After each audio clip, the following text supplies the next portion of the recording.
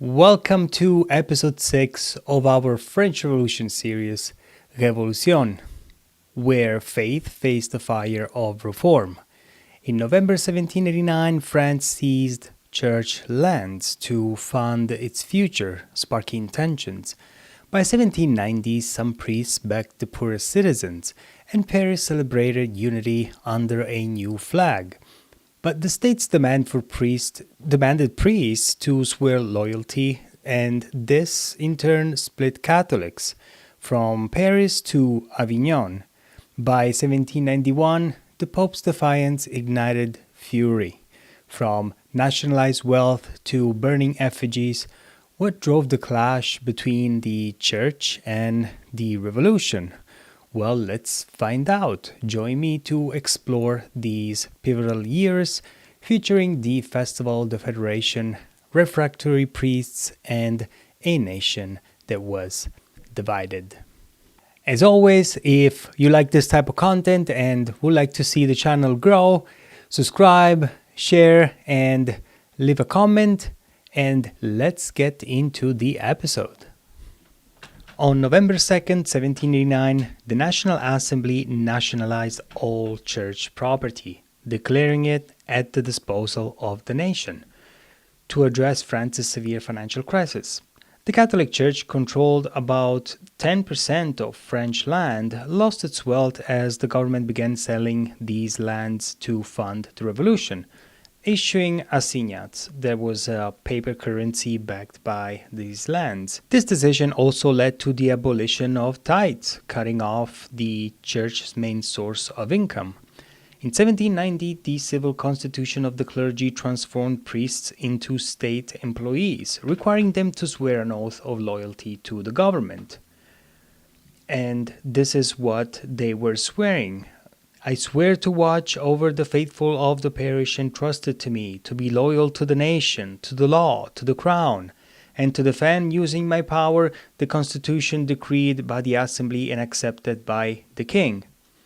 Many clergy and devout Catholics resisted. The nationalization of church property deepened tensions, particularly in rural areas, contributing to the wider de-Christianization movement that followed.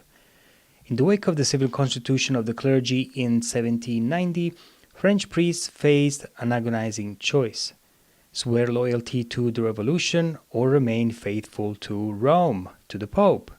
For many, the oath demanded by the new regime was a betrayal of their sacred vows. As one refractory priest declared, "I have sworn before God to serve his church, not the decrees of men. Better to lose my life than to betray my faith. I obey the cross, not the clubs of the factions." Yet, not all clergymen resisted. Some, like Jean-Baptiste Gobel, sought a middle path, blending faith with revolutionary ideas.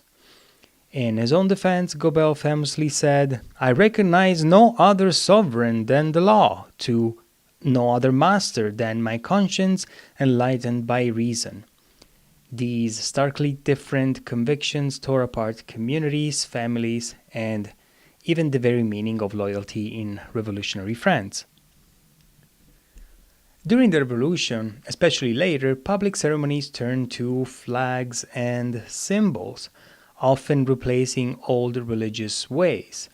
The Festival of the Federation in 1790 drew huge crowds, swearing loyalty to the nation under the tricolor flag, a sacred sign of liberty. As years passed, people honored republic emblems, liberty caps, banners, and figures of liberty and reason, strengthening the revolutionary spirit. The Cult of Reason in 1793 and Cult of the Supreme Being in 1794 made rituals like worship with marches, hymns, and flag salutes. Soldiers and citizens hailed the flag as unity's mark. Though not truly religious, these acts built a shared patriotic identity, replacing traditional customs. In July 1790, France marked the first anniversary of the Bastille's fall. On Paris' Champs-Élysées, a grand ceremony celebrated concord, harmony among the estates, the assembly, and the king. On July 14, 100,000 spectators gathered around the altar of the fatherland to honor the new constitutional monarchy. A Te Deum rang out, uniting the Catholic Church, the Revolution, and the King. The first national festival ended with a dazzling light show along the Champs-Élysées. But in the following months, it becomes clear that the harmony of July 1790 is only a facade. Deep rifts soon threaten the structure built over the past year. The first major fracture comes in November, when the National Assembly requires all clergy to swear an oath of loyalty to the revolution and establishes a new organization of the French Church, including the election of bishops by the people. Catholics become divided between those who accept the new order, as in Paris, and those who refuse, soon labeled refractory priests, prêtres réfractaires, who are especially numerous in the southern and western provinces of the country. The loss of religious influence during the French Revolution, particularly through the nationalization of church property, the civil constitution of the clergy, and the dechristianization movement, played a complex role in shaping morality and violence. While some revolutionaries viewed the decline of religion as liberating and a step toward a rational civic virtue, others saw it as a cause of moral decline and increased brutality. Although violence was already present before the decline of religion, the revolution was driven by political, economic, and social grievances.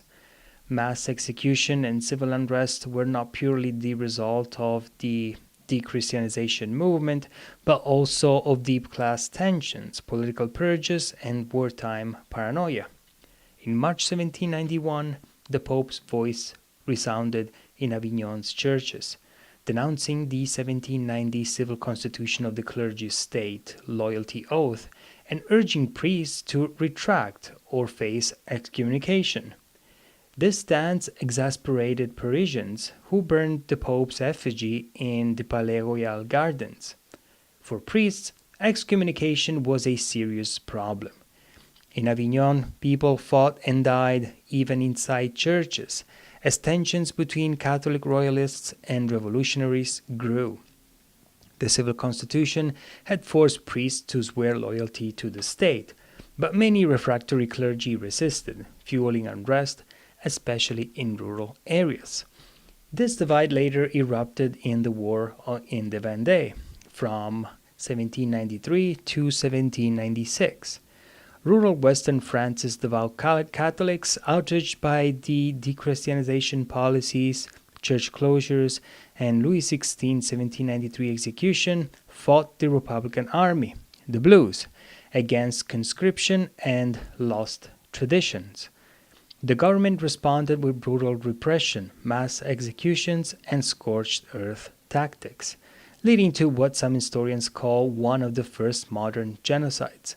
The conflict reflected the deep divide between royalist Catholics defending tradition and revolutionaries pushing for secularism and political change. In 1789, France nationalized church lands, seeking stability but stirring unrest. By spring 1790, priests saw hope in the revolution's poorest, while July's festival, the Federation, briefly united the king and citizens under the altar of the fatherland.